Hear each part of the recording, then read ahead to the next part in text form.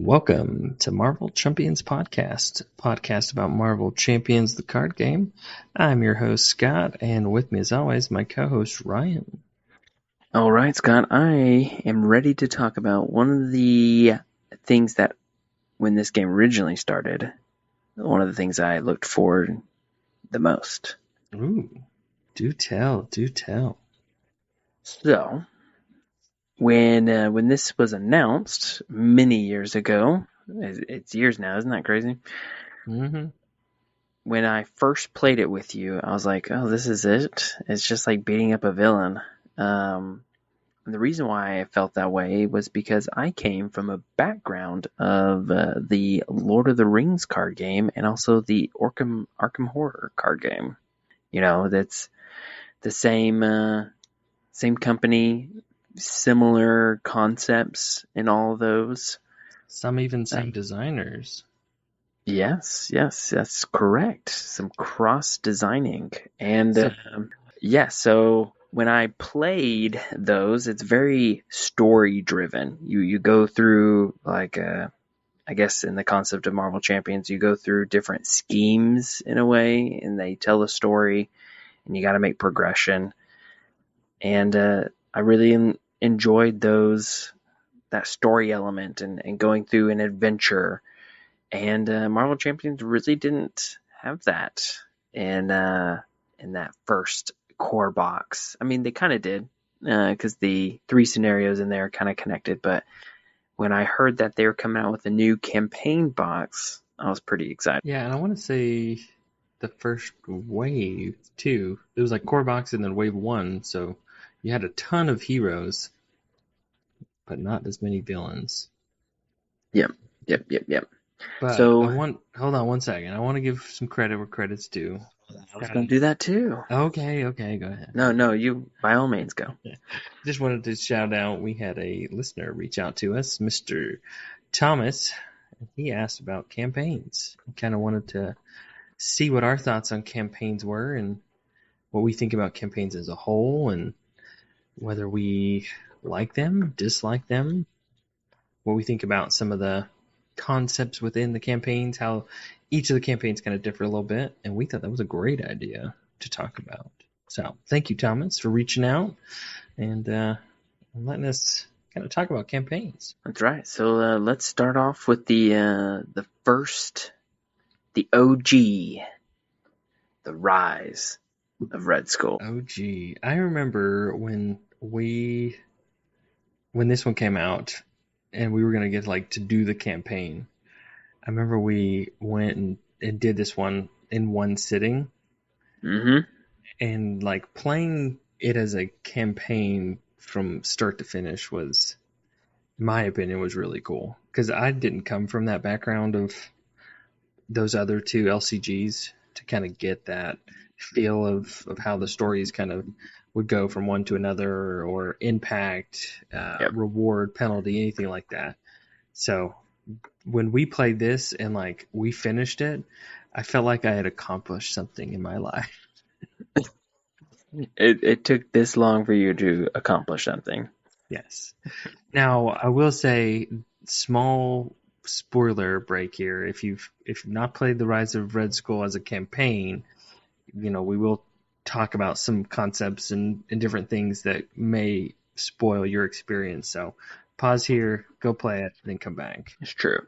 And we're not going to go over like the individual scenarios like hardcore. I mean, we could do that at a different time, but we're very much focused on the actual campaign aspect of this first one, and then we will likely do future campaign boxes as the episodes continue to flow. Yeah. All right. What are your thoughts about the Oh Rise yes, of Red Skull campaign? I was very excited when this came out, and playing it. I thought it was really fun to do it in one sitting. If you can do a campaign in one sitting, that's the way to experience it. If you have to break it up, I mean, you gotta do what you gotta do, but it's really designed to play straight through. Because you kind of keep that level of like game enjoyment and excitement on like a kind of positive trend. And if you have to like stop and then trying to pick back up, you're not starting at that same kind of level of excitement and what you've kind of built up already to that point. Yeah, yeah. So I think let's just are you ready? I'm ready.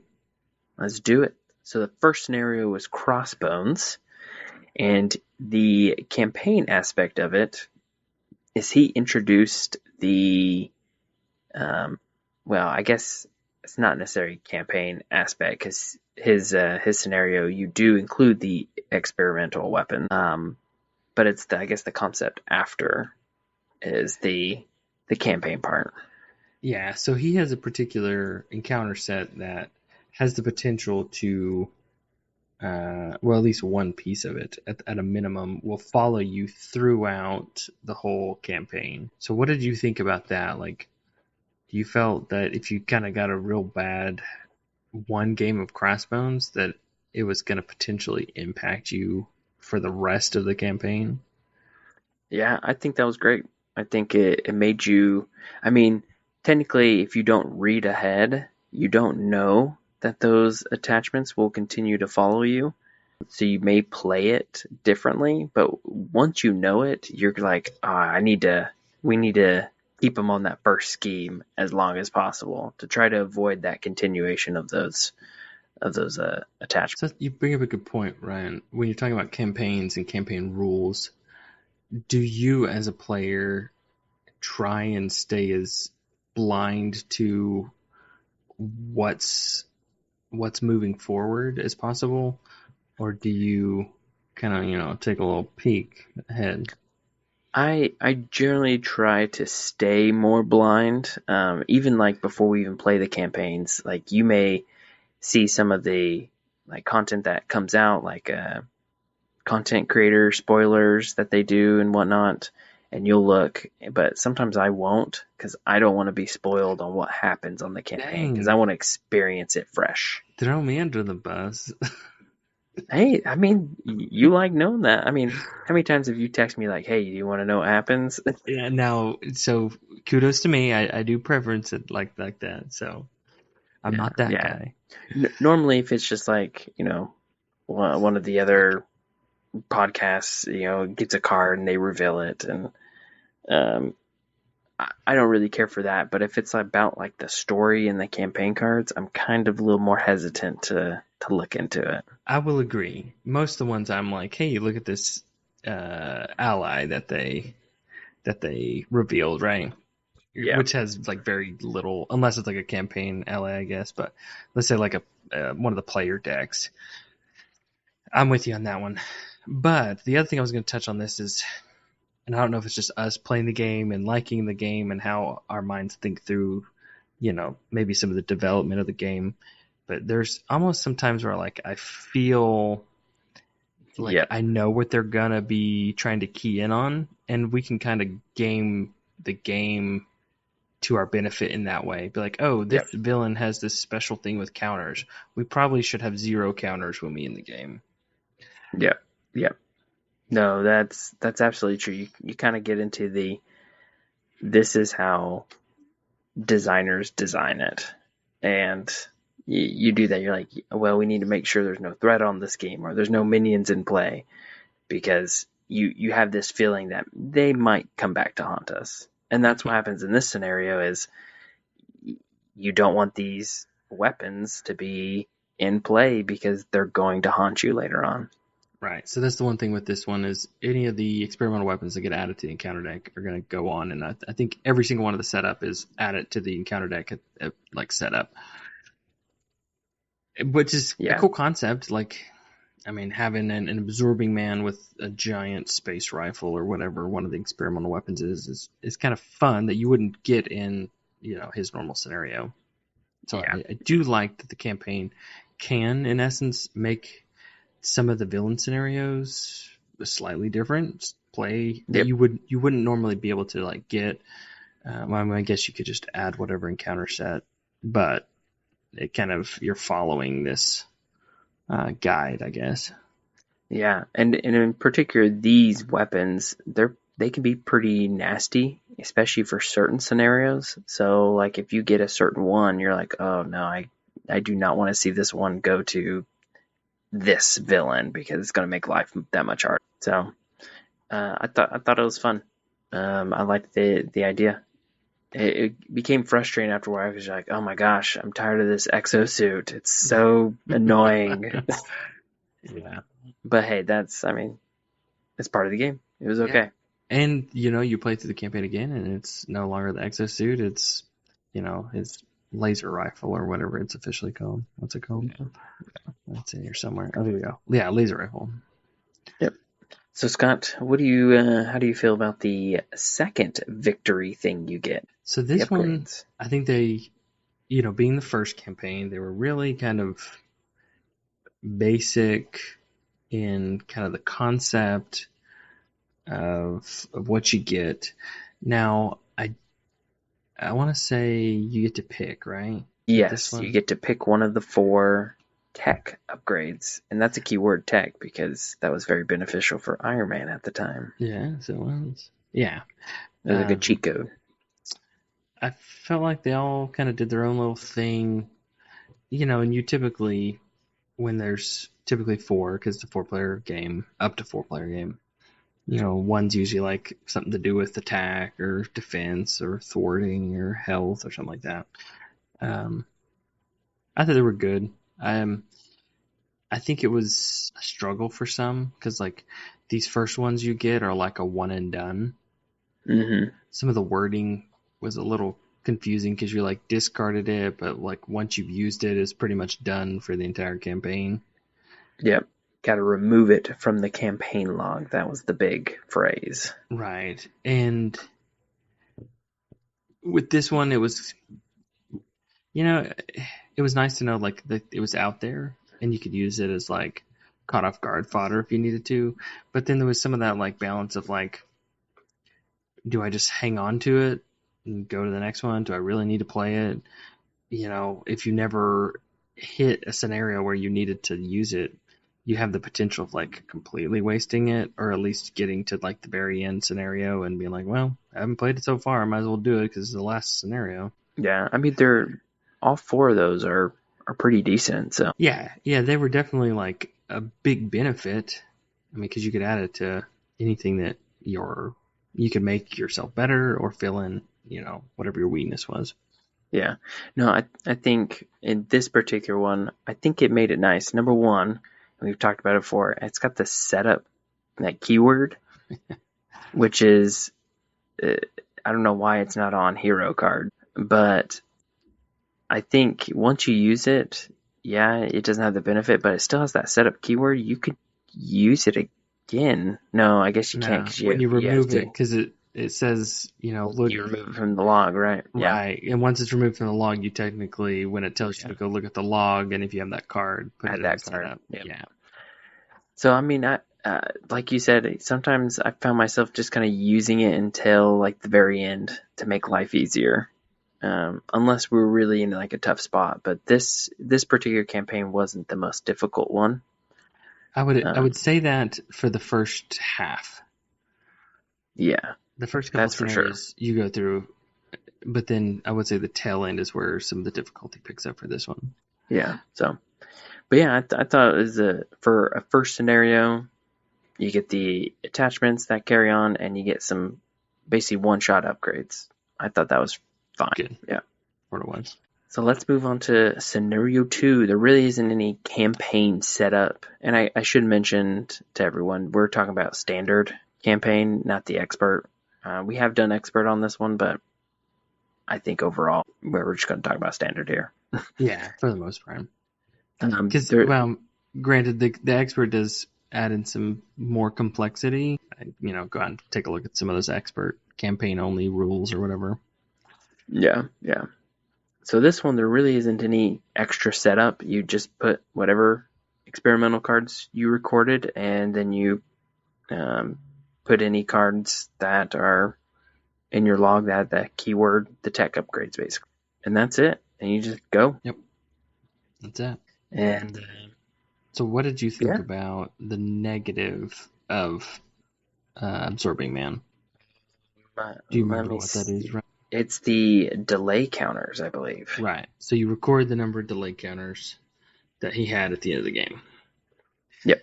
And Yep. like, it doesn't do anything like now, but like, I found when we did our playthroughs, what we'll get to eventually is this one can be like really devastating. I think we played one where for some reason we just couldn't kill him, and we got so many delay counters, and I do remember it being an issue later on. Right. More than we should have gotten, but somehow we got that many. I would say, well, probably an average game, because he adds it only on the villain phase. You're probably averaging probably like, what, 6, 7, 8 maybe? Something like that. I guess I don't remember. I haven't played Absorbing Man in a while. I Well, I should. mean, thinking of his rounds, probably stayed in Yeah. hero form a whole bunch. Yeah. I would say between 6 and 8 is probably an average playthrough. That sounds about right.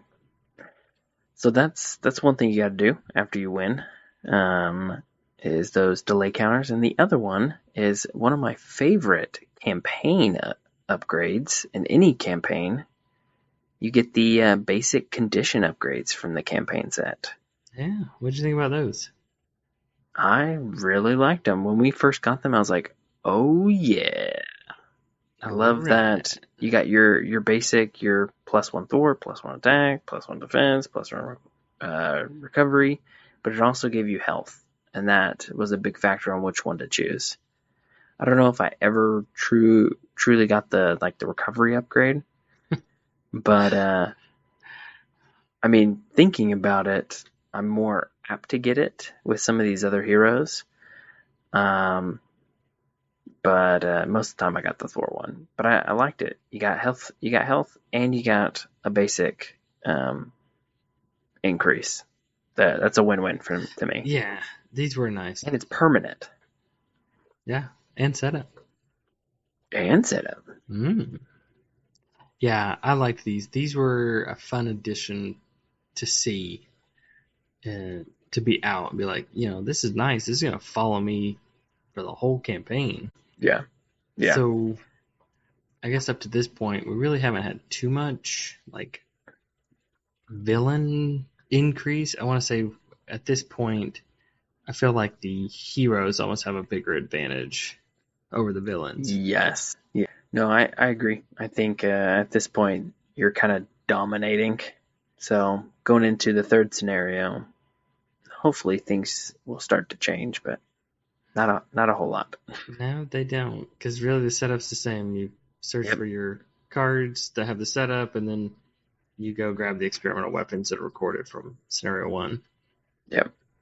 But I will say I do like this one, because it's different than just, all right, here's another card that you have, which I mean technically it is, but it's all about the scenario itself. It's how would I say this? It really blends in with the scenario, the campaign. Yeah. You're talking about the reward you get, or the potential reward? Yes. The for Taskmaster, you have the chance to get the allies that you're saving, and they're pretty strong allies. So, if you don't know that you're going to be able to keep them, would you just, I would hope that you probably saved at least one or two along the course of the scenario. Mm-hmm. But if you didn't know you got them, it's it's a nice little surprise, right? But then I guess if you go back through and play, does a grind session to try and get every single one of those to come out with the potential knowing that you're going to lose, could lose, worth grinding them out to try and get all 4 of them? Maybe not in solo. But for us, I mean, it's not that. Let me rephrase. With the card pool at the time, it was a little harder, but still very doable. With the current With your card favorite pool, card in the game? yes, it is very easy and very beneficial. Yeah, I would agree on that one. But I mean, they're really strong. They're all 0 cost, and once you save them after you win the scenario, you get to keep them. And a 0 cost ally, and they all do some pretty good stuff. Like the stats are good. They are very much a win. This was always the like downside of playing with you because you would play Justice a whole bunch, and you would always end up with like 3, and I would I would only have like 1. Any problems with that? I find problems with that. I think I do remember my first playthrough. I got White Tiger, the Thwarter one, and I liked that. Yeah, they're all decent. Yeah, they're all good allies. I'm just waiting for when are these heroes coming out? The hero for hires. Come Oh, on. jeez. Just like the rest of the community when you're It's street level. if we all want it, there's probably a reason because they need to come out with them. Yeah. I mean, right there's a whole cycle. You got 2 male characters and 2 female characters. Boom. That was Yeah. The scenario really is not a whole lot of crazy campaign things. Just another here's more cards. Have fun. Yeah. And the victory's the same. Like we said, you get to keep the allies. Woo-hoo. Yep. Yeah. So yet again, the heroes are much more benefiting from a campaign than the villains are. Yeah. And I think that's maybe just kind of like that first campaign growing pains. Yeah. It definitely seems like they overestimated the power of the experimental weapons.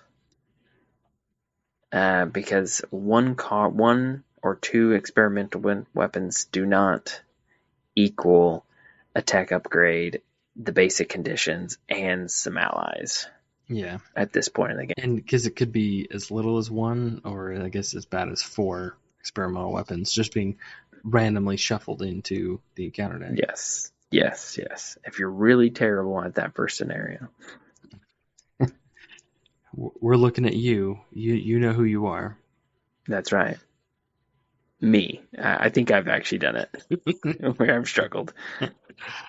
Hey, those schemes pop real quick on Crossbone. So Yeah. all right, let's talk about scenario 4, Zola, his campaign stuff. Set What up new thing? more of the same. It's the same. And it's the same. It's the same. So nothing really special.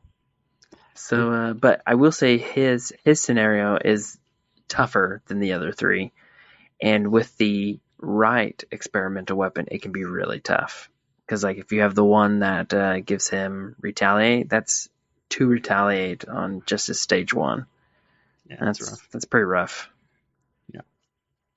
I think this one is where some of the victory really kind of comes into play of Oh potential to yes, be banned because each player engaged with an enemy records their name in the log that they were engaged with an enemy at the end of the game. If correct. the Hydra Prison side scheme is still in play, record the name of each ally underneath it in the campaign log. Those allies can not be included in any deck for the remainder of the campaign. There we go. Yeah, but the remainder of the campaign is one more scenario. And then if the Hydra Prison side scheme is not in play, each player in hero form may replace their basic condition upgrade with its improved side. Now that was a little sneaky there, because if you ended the not knowing and you ended the game in Alter Ego, you would not get that benefit. No, that's a I think sneaky we one for sure. did that. I want to say we did that one time on accident, not remembering that. And one of us was an alter ego. I think you're right. That's kind of lame. Yeah, but I mean, those heroes, they're the ones that get rewarded. They're all the fame, That's right. notoriety. It's just heroes. So, what do you think of the improved conditions? I like them. I feel like there's finally some consequences to the game. Your actions finally have some consequences. You know, because Hydra Prison doesn't do anything negative to you. Just its existence and being out doesn't do anything. There's no icons on it. It's just keeping your signature ally that's stuck in prison. You don't have the access to those. But other than that, as like a game as a whole, it's not really affecting you at all. Yeah. My question I didn't ask was, what do you think of the improved conditions, the cards? You want to So go this is straight to the awkward for hero you. stuff. But no, let's go back to the Hydra Prison. I agree. I do like that if you didn't do it, there's a consequence. And If you're engaged with the enemy, there's a consequence. I like that. yeah, because if you played in a way to like, oh, we just need to end this game, and you went straight for Zola, and you left, Yep. 2, 3 minions out on the board, just not dealing with them. There are consequences for that, which is it was nice. I like that. Yeah. So I definitely think this scenario helped actually make a difference on what you're doing with the campaign, and not just, all right, here's the next setup, it's the same. Here's the next setup, it's the same. But this is going to lead into something greater. Yep. So yeah, for the improved conditions, those upgrades, flipping them, you don't gain any more health, you don't gain any more basic additions, like basic power additions, but you gain a response that's unique to each one. And I really like that. I think the biggest crime is that you only get to use them for one scenario, but it's very helpful to be able to do the response that matches the type of upgrade you got, and I think they all draw a card. That's pretty great. Yeah, I liked those. My thoughts the same as yours. It just kind of stinks that you get it for one final scenario and then it's done. Yeah. And some are probably better than others, like especially going for this campaign, going into a Red Skull with side schemes. The Oh Thwart yeah. one is like overpowered. And I think this campaign, not campaign, but the box introduced. Oh shoot, what's the protection card or the justice card that lets you draw after a side scheme? Oh, they clear the air. Investigator. Oh, clinical, skilled Clinical. investigator. Skilled investigator. Thank you. Clinical investigator.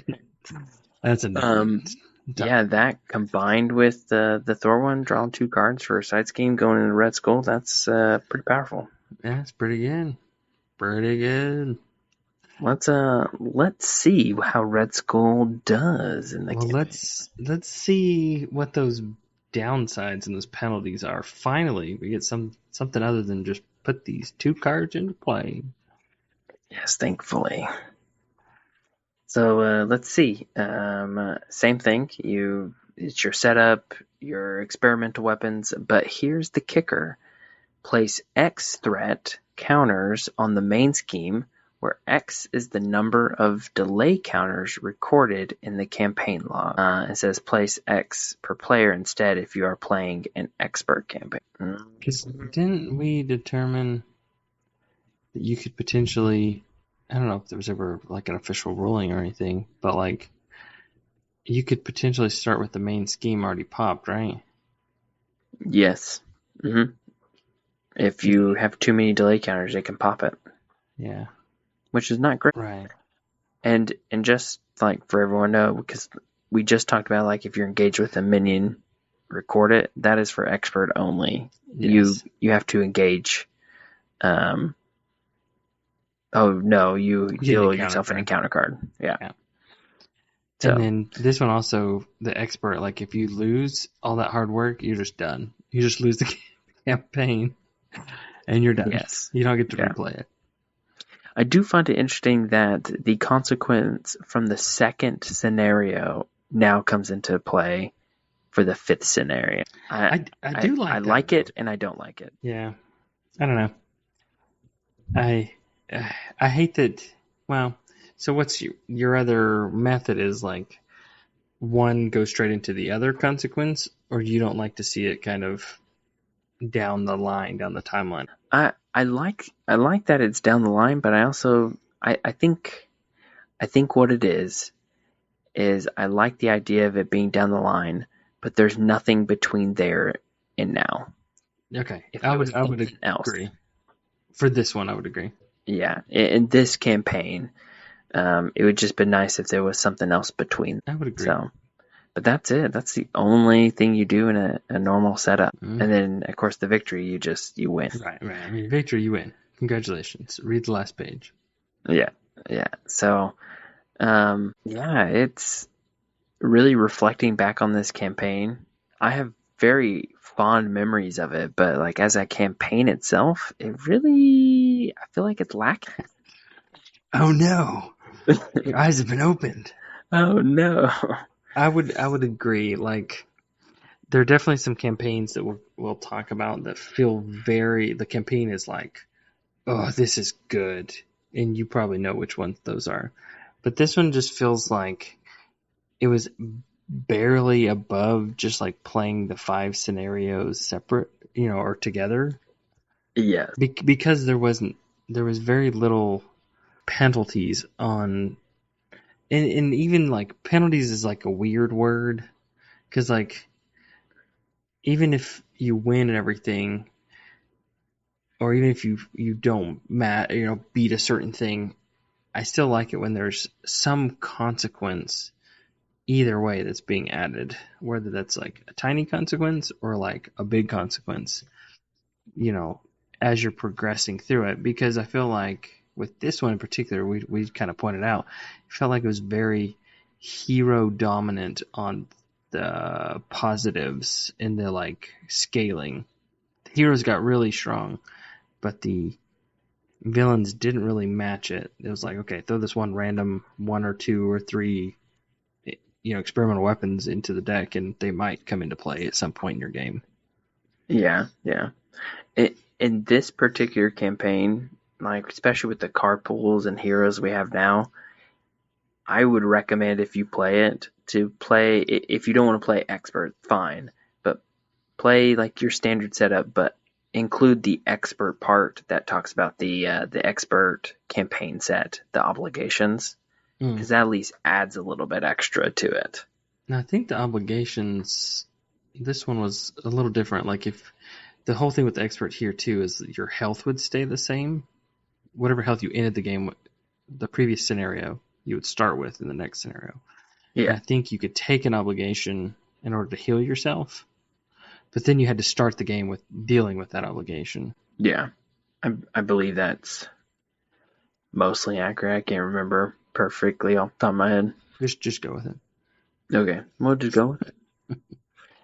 But yeah, so for you, for not having to experience like the other LCGs, what do you think of the campaign experience after this? In the moment, I liked it. I liked having the interconnected story, even though in this box it felt like it was mostly the story that was interconnected. There wasn't as much cause and effect, but Yeah, I liked that it flowed from one to the other, and you could kind of see the progression of working through some of the camp or some of the scenarios. I don't know. It made a good first impression for me, even though it's not like the greatest campaign. It made a good first impression for the concept of campaigns for me. yeah. No, I think you hit the nail on the head. It's as a mechanically the campaign, it's really not that crazy. It's very simple, and probably leans more onto player benefit. But that was like this is the first one. I have such fond memories of this campaign. Especially we played the whole thing and that was incredibly fun, and then you read the comics and the story was all connected with each scenario. It was amazing. Um I don't know if it holds up as well, but that first impression still is going strong, I think, for the game. For at least for me. Yeah, this is definitely one that I think it would be fun to play through again. Yeah. Continue to play through it, and that's the one thing I like about the game, right? Like, if you wanted to play all the scenarios independently, you could totally do that. If you wanted to play it as a campaign, you could totally do that. I mean, I'm holding out hope that this investment that I've made in this game is something I'm going to be able to hold on to, and in 5 to 7 years when I have a child that's old enough to like really appreciate this game. This is all going to be new to them, Yeah.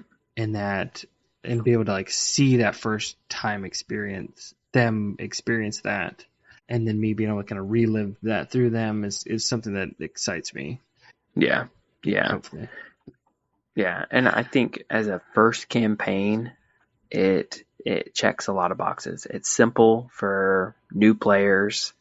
It has the story. It has fun bonuses when you do well. Changes the scenario very little, but enough to make it easy for newer players. So it's a solid. At that time, it was the best campaign box. It's the best one they had out yet. It's the best one they had. Yeah. So, yeah, I would say as a campaign, I think I should say this. As the first campaign box, I think it did its job. Yeah. It made a good first impression. It didn't set the bar like too high by any means, but it was good. And it was my like first experience of like cards having like errors on them and like the campaign rules and some of the scenario cards like differing a little bit. So Yeah. yeah. Yeah. Oh, I remember that. Mm-hmm. Ah, yes. I was looking at here's a fun little thing. Looking at the credits on the manual or whatever, it says playtesters. It's got Tony on there. So was once a playtester, now a designer. Hey, hell yeah, there he is. Cool. Cool. So yeah, I think that's all I got to say about the first campaign. I'm excited to look at some of these other ones and how they evolve. So yeah, I'm excited too. I think the overall campaigns for me are a positive. You know, it's if you don't like them, you don't gotta play them, right? I think there's definitely some that are better than others, but I think this is a good introduction. Yeah, I think this is definitely one of the boxes that does the best with, even though the campaign combines them as a story, individually they all make sense too. I don't know if I can say that for some of the other scenarios and some of the other campaign boxes. Little hint right there. Yes. Well, hopefully we'll get to those in a future episode. And if you like campaigns, or if you don't like campaigns, we want to hear about it. And you can reach out to us at marvelchampionspod@gmail.com. We'd love to hear from you. And as always, we appreciate everybody listening. Go out and give us a 5-star review on your favorite podcast platform. And if you want to go from a chump to a champ, listen to the Marvel Champions podcast. Thanks. Don't tell Hydra.